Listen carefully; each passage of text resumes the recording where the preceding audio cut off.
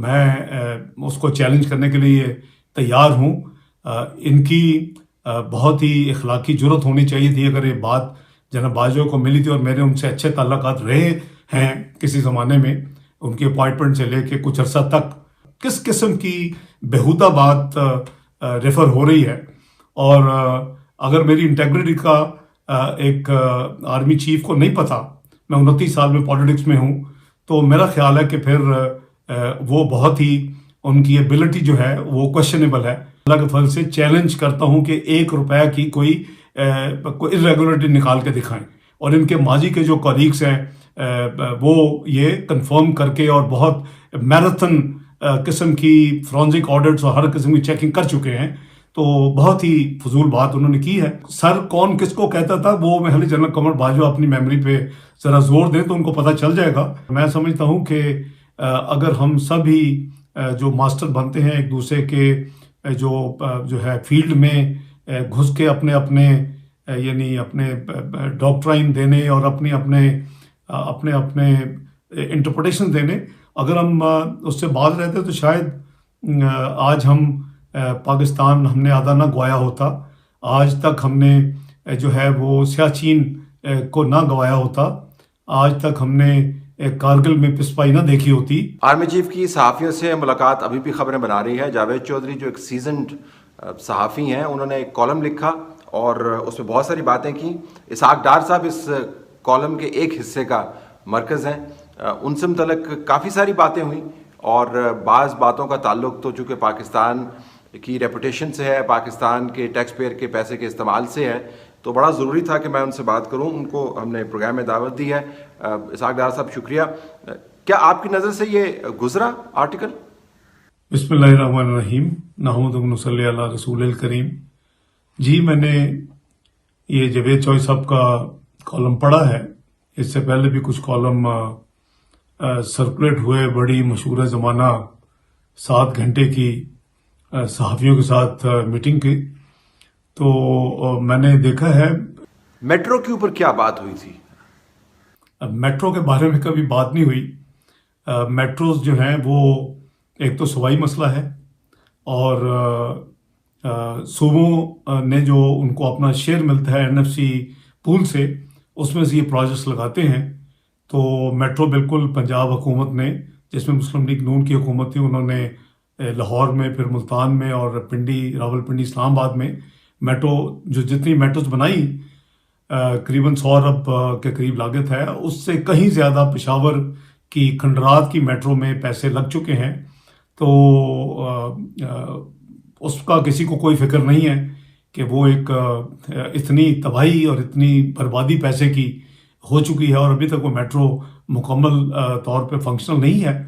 तो एक तो यह है कि मेट्रो की बात कभी नहीं हुई, क्योंकि मेट्रो की बात फेडरल गवर्नमेंट से कोई बात बनती नहीं है। सूबे के वसाइल हैं, हमें आइनी लिहाज से उनकी रिस्पेक्ट करनी चाहिए कि वो अपने वसाइल को इस्तेमाल उनकी असम्बली और उनकी जो भी असम्बली के ज़रिए जो हुकूमत हो वो उसका इस्तेमाल अपने तरक्याती कामों के लिए जो करे।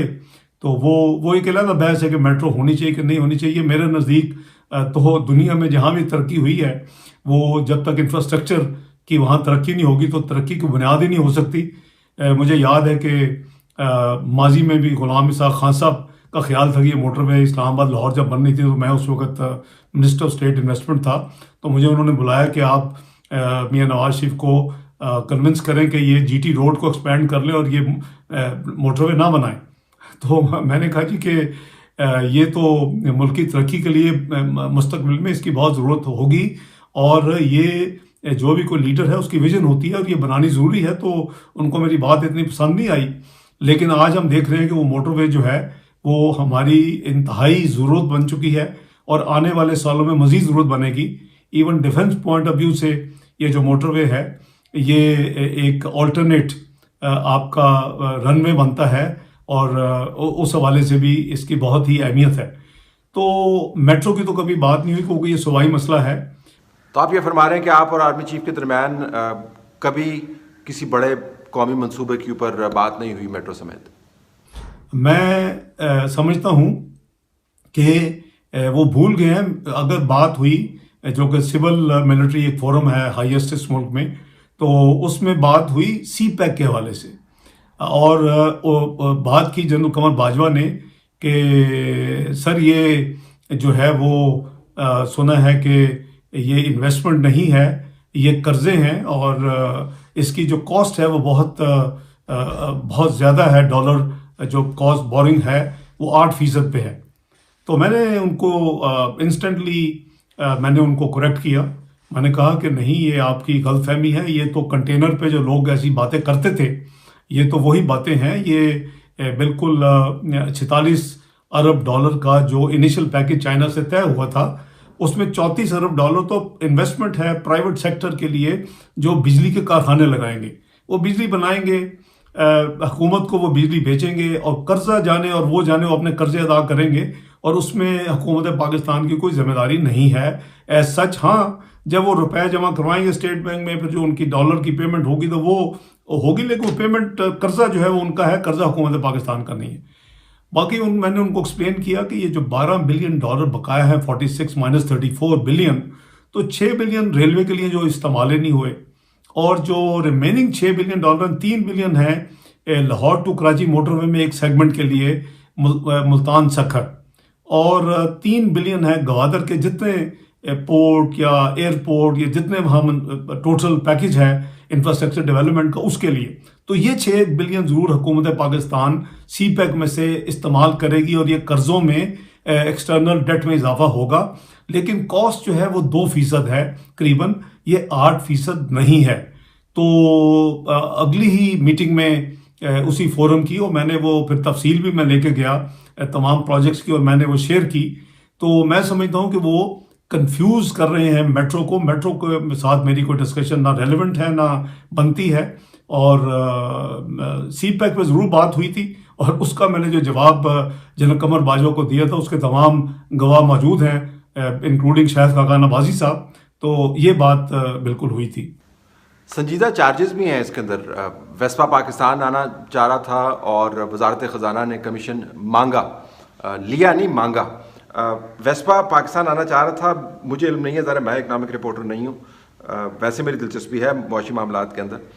तो कमीशन मांगा गया। जहाँ ये कमीशन खाने की आदत है, और जहाँ कमीशन खाए जाते रहे हैं, और जिन कमिश्नरों का पाकिस्तान में चर्चे हैं और गालबन चर्चे रहेंगे, मैं समझता हूँ उधर फोकस करने की ज़रूरत है। अल्हम्दुलिल्लाह हम जैसे लोग जिनकी जो है वो अल्लाह और अल्लाह के हबीब सल्लल्लाहु अलैहि वसल्लम की जो अकीदत है और जो कमिटमेंट है वो अनवेवरिंग है, और कौम के साथ जो उनकी अमानत है उसमें ख़यानत का कभी सोच भी नहीं सकते। और हमारी सैलरीज तो अल्लाह के फजल से अपना ऑर्फनेज हाउसेज में जाती है और जाती रही। तो ये तो अल्लाह की एक इबादत समझ के हमेशा काम किया है। तो मुझे बहुत ही अफसोस हुआ इस चीज़ को पढ़ के, चूँकि मैंने 2 दिन इंतज़ार किया कि अगर इसमें कोई हकीकत नहीं तो इसकी डिनाइल आनी चाहिए थी। चूँकि डिनाइल नहीं तो मैं बिल्कुल अपनी पोजीशन को वाज़े कर रहा हूँ कि बिल्कुल ब्लेटेंट लाए और झूठ है। तो कमीशन फिर नहीं मांगा, आप ये फरमा रहे हैं।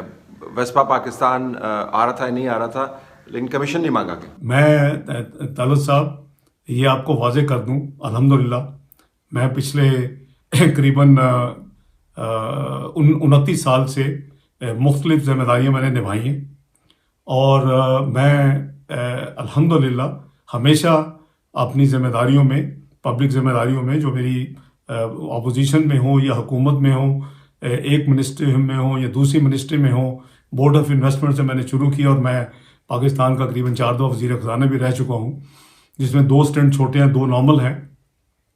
तो मैंने अल्लाह के फल से इस मुल्क की अमानत को जो है वो अल्लाह और अल्लाह के हबीब सल्लल्लाहु अलैहि वसल्लम की अमानत समझ के चलाया, और मैं अल्लाह को और अल्लाह के हबीब सल्लल्लाहु अलैहि वसल्लम को हमेशा जवाब दूँ, उसके बाद आवाम को भी जवाब दे हूँ। खुदा ना अल्लाह ना करे कि कभी इस तरह की सोच भी करीब से गुजरे,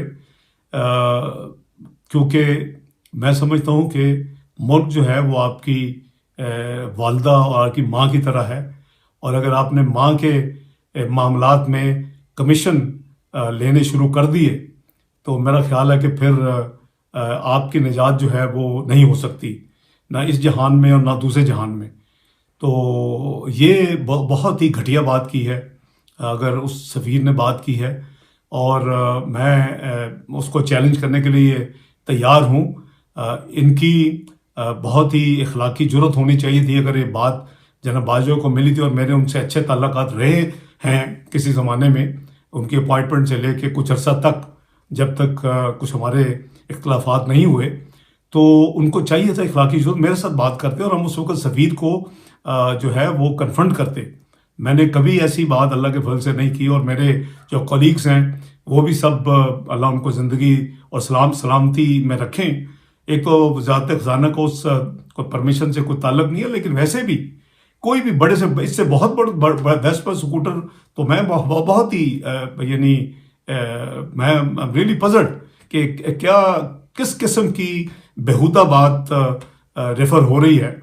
और अगर मेरी इंटेग्रिटी का एक आर्मी चीफ को नहीं पता, मैं 29 साल में पॉलिटिक्स में हूँ, तो मेरा ख्याल है कि फिर वो बहुत ही उनकी एबिलिटी जो है वो क्वेश्चनेबल है, क्योंकि उनके नीचे एक मिलिट्री इंटेलिजेंस डायरेक्टर है और फिर इनके अपना इंटर सर्विस इंटेलिजेंस भी है, और उनके पास वो तमाम जो है मेरी मीटिंग्स जो 99 कू के बाद भी हुई, जिसमें वो जनरल अमजद भी थे, जिसमें जनरल महमूद भी थे, जिसमें और दूसरे जनरल भी थे। तो जो उन्होंने कहा कि जी आपकी ₹1 की रेगुलरिटी हमें नहीं मिली, हम इसलिए आपको मिल रहे हैं, और मुझे कन्विंस कर रहे थे। आई एम श्योर के ISI में ये तमाम रिकॉर्ड, ये चूँकि इन चीज़ों के रिकॉर्ड रखते हैं, ये तो होना चाहिए। लेकिन बहुत ही मुझे दुख और अफसोस हुआ कि जब उन्होंने ये बात अगर कही, अब मैं ऑब्वियसली ये ले रहा हूँ कि जी जावेद चौधरी ने अगर लिखा है तो ये बात हुई होगी, तो वो एक पहले वो कह रहे हैं वज़ारत ख़ज़ाना की, फिर वो मेरी बात कर रहे हैं। मैं समझता हूँ कि उनको ये सोचना चाहिए था कि वो क्या बात करें अगर उन्होंने की है। और मैं आज भी किसी भी 29 साल की किसी भी टेन्योर, किसी भी मिनिस्ट्री, किसी भी चीज़ में अल्लाह के फजल से चैलेंज करता हूँ कि ₹1 की कोई इरेगुलरिटी निकाल के दिखाएं। और इनके माजी के जो कलीग्स हैं वो ये कंफर्म करके और बहुत मैराथन किस्म की फॉरेंसिक ऑडिट्स और हर किस्म की चेकिंग कर चुके हैं। तो बहुत ही फजूल बात उन्होंने की है। और ये जो सफ़ीर का बात की है, इनकी जो रेपुटेशन उस ज़माने में जो आप डिप्लोमेट कोर में जो लोग थे वो उनके पास मौजूद है। तो उन्होंने कैसी बात की, क्या की, मेरे पास नहीं है, लेकिन मैं इसको तैयार हूं कि इसको अगर आपने लीगल भी चैलेंज करना है तो आप चैलेंज करें, और मैं उसके लिए तैयार हूं। लेकिन वो मुझे फिर पार्टीज बनाना पड़ेगा, जनरल कमर बाजवा को, मुझे जावेद चौधरी को और इस सफ़ीर को, जो कि पाकिस्तान में एनी लॉन्गर मौजूद नहीं है। मेरी इत्तला है कि वो अफगानिस्तान में पोस्टेड है। तो लेकिन मैं किसी भी सतह पे बैनुल-अक़वामी पे भी इस बात को कन्फ्रंट करने के लिए तैयार हूँ कि कभी ऐसी बात नहीं हुई। ये भी लिखा गया कि जब आपसे पूछा गया कि जी कर्जे वापस कैसे करने हैं, तो आपने कहा कि सर कोई फैसले पॉलिटिकल होते हैं, और आप दाएं बाएं देखने लगे। ये बड़ी मज़ाक़ा खेज़ बात मैंने सुनी है और पढ़ी है रादर, कि जी मैंने देखा और फिर मैंने बाएं देखा। जब पूछा कि जी ये कर्जे और खसारा कहाँ से पूरा होगा, तो एक तो ये है कि मैं ना दाएं देखता हूँ ना बाएं देखता हूँ, और जनरल कमर बाजवा को इसकी अच्छा तजर्बा है कि मैं आंखों में आंखें बात करके बात करता हूँ। और जो मुल्की फिस्कल डिसिप्लिन के हवाले से कुछ चीज़ें हैं, तो मैं दाएं बाएं नहीं देखा करता, मैं डायरेक्ट आंखों में आंखें देख बात करता हूँ। और जहाँ तक उनके जवाब में जो कोट हुआ इन्वर्टेड कॉमर्स में, कि मैंने कहा कि सर ये पॉलिटिक्स, मैं I never believe in this sort of जवाब। एक तो ये है कि मैं अपने नायब कासर से लेके 22 ग्रेड के तमाम जो मेरे सबॉर्डिनेट्स हैं, मैं उनको मैं इज्जत एहतराम के साथ हमेशा डील करता हूँ। लेकिन मैंने सर नहीं कभी कहा किसी को। सर कौन किसको कहता था वो मैं जनरल कमर बाजवा अपनी मेमोरी पे ज़रा जोर दें तो उनको पता चल जाएगा कि वो मुझे सर कहा करते थे। मैंने उनको कभी सर करके खिताब नहीं किया। वो एक आर्मी चीफ हैं, 22 ग्रेड के एक वो स्टेट के वो ऑफिसर हैं जो कि अपनी जो फौज है उसको हेड करते हैं। तो मेरा ख्याल है कि ये भी मुझे बड़ा हैरानगी हुई कि कैसी यानी अजीब किस्म की बातें आप 30 लोगों को बुला के और इस तरह की बातें करते हैं। और अगर आपने यही बातें करनी है, फिर कोई कोई लीक कर रहा है, कोई लीक कर रहा है, और उनको ये भी कहा जाता है, जो मैंने पढ़ा है, कि जी ये ऑफ द रिकॉर्ड है, बात नहीं करनी। तो ये बड़ा यानी मुझे बहुत ही अफसोस और बहुत ही हैरानगी है ये तमाम चीज़ें सुनकर पढ़ के। ना मैंने कभी किसी अपने सबॉर्डिनेट को सर कहा है, और ना ही मैं इज्जत में बहुत करता हूँ, एहतराम करता हूँ नायब कासद से लेके सबका। लेकिन और प्लस मैं दाएं बाएं देखने वाला नहीं हूँ। अगर मैं दाएं बाएं देखने वाला होता तो मैं शायद इस वक्त पाकिस्तान में होता। मैं आंखों में आंखें डाल के देख देख के बात करने वाला हूँ, और मैं जहाँ ना कहनी होती वो ना कहने वाला आदमी हूँ। चलें, किसने किसको सर कहा और किसने सर लाया, इस बात से निकलकर जीडीपी से मुतल्लिक भी संजीदा इल्ज़ामात हैं। इकनॉमिक फोर्जरी आपने एक 2 नंबरी की इस आर्टिकल में जो बयान किया गया उसके मुताबिक, और ये इल्ज़ाम लगाया आप पर कि कर्जे लेकर आपने एक फेक किस्म की जीडीपी ग्रोथ दिखाई। देखिए, बहुत ही वही मैं जैसे कहा कि इग्नोरेंस। जीडीपी ऑल्दो किसी भी मुल्क में मईशत के हवाले से सबसे इम्पोर्टेंट इंडिकेटर है, लेकिन उसका कोई ताल्लुक जो है वो लोन्स या बैंक बोरिंग के साथ नहीं है।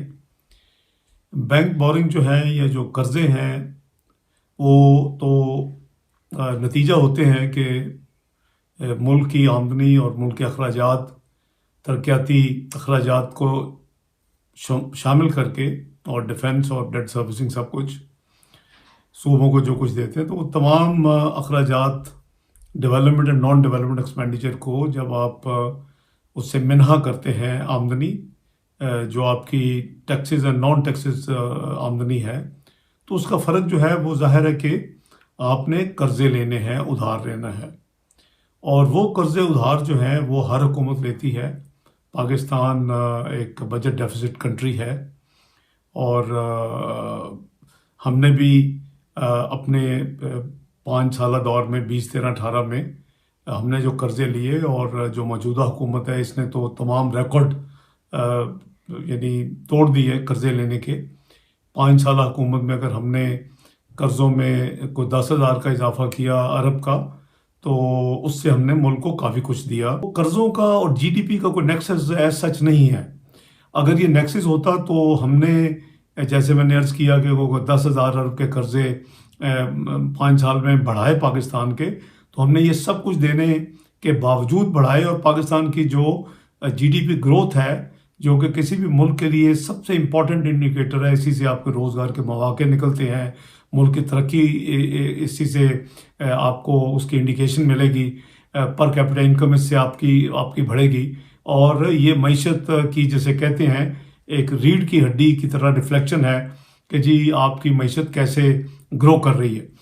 तो अगर कर्ज़ों के लिंक है जीडीपी ग्रोथ का, तो फिर तो इस हुकूमत ने तो 2.5 साल में वो तमाम रिकॉर्ड तोड़ दिए हैं। इसने तो 2.5 साल में करीबन जो पब्लिक डेट है उसमें ऑलमोस्ट 12,000 अरब का इजाफा कर दिया है। जो पब्लिक डेट एंड लायबिलिटीज़ है उसमें 15,000 अरब का इजाफा कर दिया है, यानी आधे वक्त में करीबन हमसे भी आगे ये निकल गए हैं। तो फिर तो इनकी तो जीडीपी ग्रोथ जो है, अगर इसका लिंकेज है तो फिर तो डबल होनी चाहिए।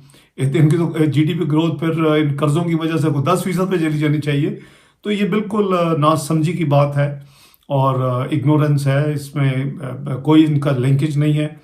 और मैं समझता हूँ कि अगर हम सभी जो मास्टर बनते हैं एक दूसरे के जो है फील्ड में घुस के अपने अपने यानी अपने डॉक्ट्राइन देने और अपने अपने इंटरप्रिटेशन देने, अगर हम उससे बाज रहते तो शायद आज हम पाकिस्तान हमने आधा ना गवाया होता। आज तक हमने जो है वो सियाचिन को ना गवाया होता। आज तक हमने कारगिल में पिसपाई ना देखी होती। और अनफॉर्चुनेटली अब इस वक्त मौजूदा करंट हालात में हमने देखा कि पिछले 1 साल में जो कश्मीर, जिसके लिए हमने 73 साल से अपनी कुर्बानी दी, और हमने 73 साल से ये कौम के जो बाबा कौम थे जिन्होंने इसको शाहराग कहा था, और ये कौम अपना पेट काट के हर चीज़ को ज़रूरियात पूरी करती रही सिक्योरिटी के हवाले से। तो जिस तरह इंडिया ने ब्लेटेंट तरीके के साथ आर्टिकल 370 को ख़त्म किया और फिर 35A आर्टिकल के हवाले से दुनिया की परवाह न करते हुए कश्मीर को हड़प कर लिया, मकबूजा कश्मीर को, तो मैं समझता हूँ कि शायद ये सारी चीज़ें ना होती। लेकिन हम सबको ये मैं तो कहूँगा कि कुछ आदत सी हो गई है कि दूसरे डोमेन्स में जाना और अपना जो जिम्मेदारी है उस पर गौर ना करना। ये मुल्क की बदकिस्मती है कि इस तरह का जो एटीट्यूड है कि अगर आपको चीज़ की नहीं पता तो आप उसकी बात करें। अच्छा, आप पर काफ़ी खुसूसी इनायत है, आपका घर भी जो है उसको भी ऑक्शन करवा दिया और पासपोर्ट भी कैंसिल, जिला वतन। हालांकि आपका तो बड़ा रोल था मईशत को चलाने में, पैसे सैंक्शन करने में, अप्रूवल्स करने में, और जनरल कमर बाजवा की अपॉइंटमेंट में भी आपका काफ़ी रोल था। वो खैर सेपरेट इशू है, लेकिन तो आप पर एक खुसूसी इनायत क्यों है फिर? तला सा बात यह है कि इंशाल्लाह टाइम आएगा। जैसे मैंने कहा कि मेरे वैसे तो उनसे कुछ वक्त तक बड़े अच्छे ताल्लुकात थे, लेकिन उनकी अपने कंडक्ट की वजह से, जो कि मेरी पाकिस्तान के इंटरेस्ट में जो मेरी एक पोजीशन हमेशा रही है, फिस्कल डिसिप्लिन, ट्रांसपेरेंसी, उस हवाले से हमारे इख्तलाफात बड़े सीरियस थे और आंखों में आंखें डाल के बातें भी हुई। और उसका एक छोटी सी रिफ्लेक्शन मैं समझता हूँ कि 2017 में, चूँकि कहते हैं where there is a smoke there is a fire, तो एक डॉन में एक आर्टिकल छपा था गालबन 19 अक्टूबर 2017 में, डार वर्सेस द जनरल। तो मेरा ख्याल उसमें कुछ ना कुछ एक क्लियर मैसेज है कि मेरी क्या बातें हैं और मेरी क्या यानी कोई उनसे कोई मसला है, वो मुल्की मसला है, ज़ाती नहीं है। और मुल्क के लिए मैं समझता हूँ कि मैंने अपने फ़राइज़ को बिल्कुल अल्लाह के फजल करम से, अल्लाह की और अल्लाह के हबीब सल्लल्लाहु अलैहि वसल्लम की आवाम की अमानत समझ के भरपूर जिम्मेदारी से निभाया है और मुझे उसमें कोई रिग्रेट नहीं है। लेकिन वो बड़ी इंटरेस्टिंग बातें हैं और नंबर्स बहुत ही माइंड बॉगलिंग हैं। तो इंशाअल्लाह वक्त आएगा और कौम और अवाम के साथ मुनासिब वक्त पे वो तफसील में इंशाल्लाह ज़रूर शेयर करूँगा कि असल वजूहात क्या हैं जनरल कमर बाजवा की और मेरी मिसअंडरस्टैंडिंग्स की और इस तरह की उनकी बातें करने की। बहुत शुक्रिया।